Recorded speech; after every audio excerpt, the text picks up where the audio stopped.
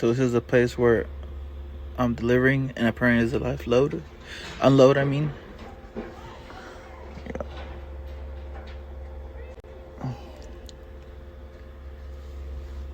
yeah.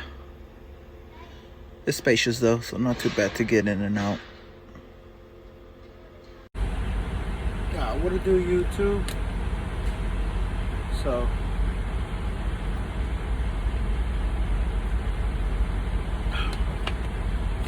I got unloaded this morning, and it took a while. They took like 3 hours and 30 minutes, almost 3 hours and 40 minutes.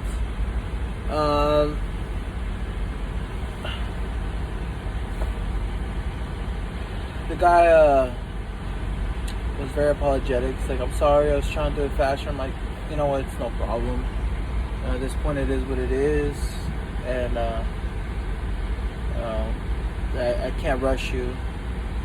I can't help anyway, so I'm not allowed to help unload a trailer because my company doesn't cover if I get hurt, and they're not gonna cover me if I get hurt.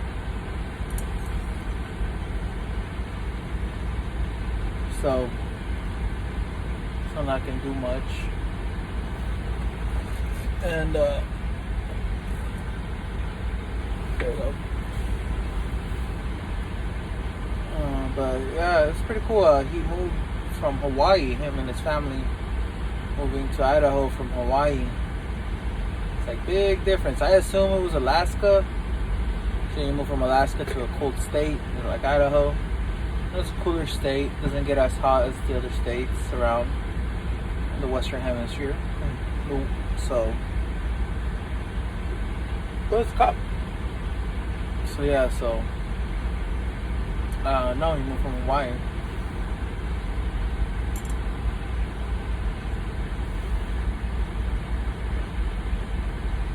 So, went back empty, back to the port. From the port, I turned in that empty. I have it's a funny story. When you bring back an empty, you don't need a booking number. Only to check in a load or check out on an empty trailer. But I was bringing back an empty. When you check out a loaded trailer from there, you just give them the can number. And that's it. They give you the spot, go pick it up. Well, at least at Matson. Pick it up and that's it. When you bring it back, if you bring that same trailer back empty, or can, then it's, just tell them it's empty and they give you a spot, that's it. So I told him, he asked me, do you want something out? I'm like, no, I'm just bringing back this empty. It's alright. It's on the computer and everything. And he comes out, what's your booking number? I'm like, I don't have one. And before I retell him that it's empty, he busts out this story. He's like, well, you gotta have a booking number. It's like when you're at the airport, you have your ticket, or your information. You tell them what flight number you are so they can give you the right plane and right terminal, this and that. And I'm like, well, again, it's empty, so I don't have a booking number. He's it's empty? I'm like, yeah. And so I'm like, it's kind of like when you go to the airport and you drop off a relative or somebody, you just go drop them off. You go park somewhere and drop them off, or just right there park and drop them off. Kind of like that. Kind of be a smart ass back to his comment. And he was pretty apologetic after that. He's like, I'm sorry. I assumed you were just very light, and I thought it was a very light load. I'm sorry. I'm like, nah, it's cool, man. Don't trip. It's all good. It's like, no, I shouldn't assume that. I should have heard you the first time you said it was empty. It's no big deal, man. I thought your example was pretty funny. I thought mine was pretty funny. It's all good, man. It was a trip. But yeah, he gave me his number, and again, once he gave my spot ticket, or my ticket for my spot, he was still saying, I'm sorry. Yeah, that's all good. Yeah, I dropped that off. I picked up another empty. Well, my dispatch gave me an empty to pick up, and the trailer was dropped pretty low, so I picked it up with my fifth wheel, and the landing gear was off the ground. I'm like, you know what? Last time I came here, I picked it from this side. I had a very low tire, and I didn't taking it. Then the second can that I got was same thing. So the third one, then it was good to go. So I'm like, let me just drag it out, and if it's the same problem, I'm just gonna put it back in its spot, and I just unhook, and that's it. I don't have to worry about cranking down the landing gear. So yeah, I did that, and yeah, I checked it.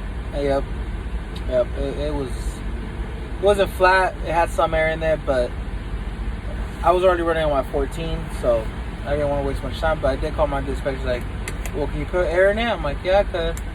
But he figured, like, by the time you put air in that trailer and get on the road, it's gonna be a lot easier to just give you a different can. So he did. He gave me a different can. Picked that one up. That one's good. So I want to have my back now. And yeah, I got rolling. I made it over here to Brooks. The little, is it Pilot or no? It's a Flying J. I believe it's a Flying J. I could have probably made it to Salem. There's a little spot in Salem, but by the time I'm legal to get back rolling, it's gonna be heavy with traffic, and I don't want to deal with that stuff. Yeah, I was there, leaving like, no later than 6 in the morning. It would have been all right. But I just like, no, and I was only gonna have 2 minutes left by the time I hit the exit, and I already had to do that whole looking for a safe location to park and stuff yesterday, so I don't want to overuse that car. It's my backup plan, it's a very backup plan that I try not to use very often. So 2 days in a row.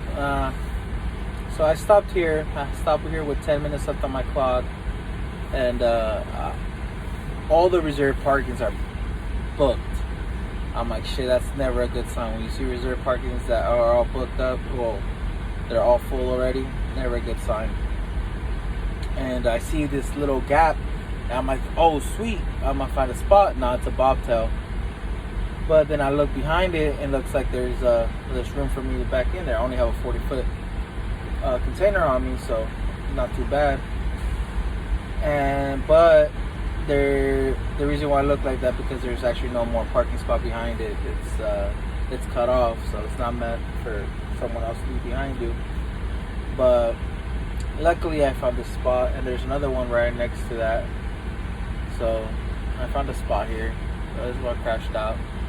In the morning, I'm gonna try to go hit up the Chrome shop that's just right here on the same, just up the driveway right here. I'm gonna walk to it. Not very far, like maybe like a minute and a half walk. Not very far.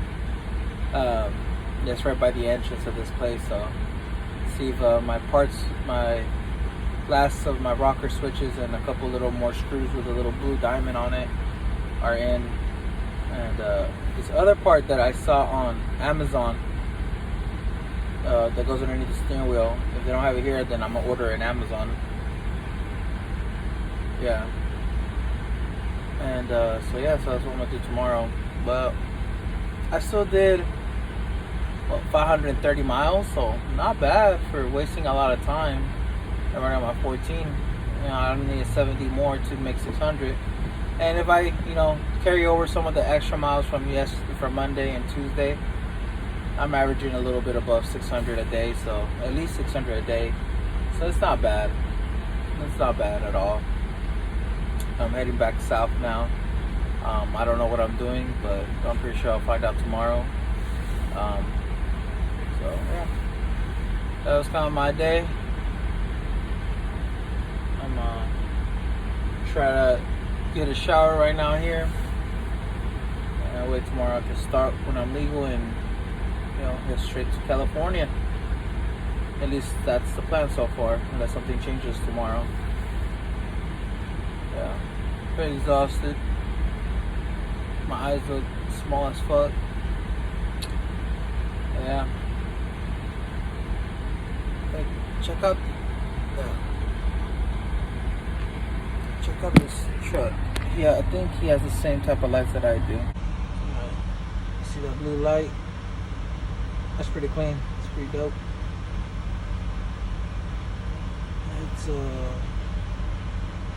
It's also a Freightliner. Yeah. But yeah, so that's what I'm gonna do tomorrow. Get some water.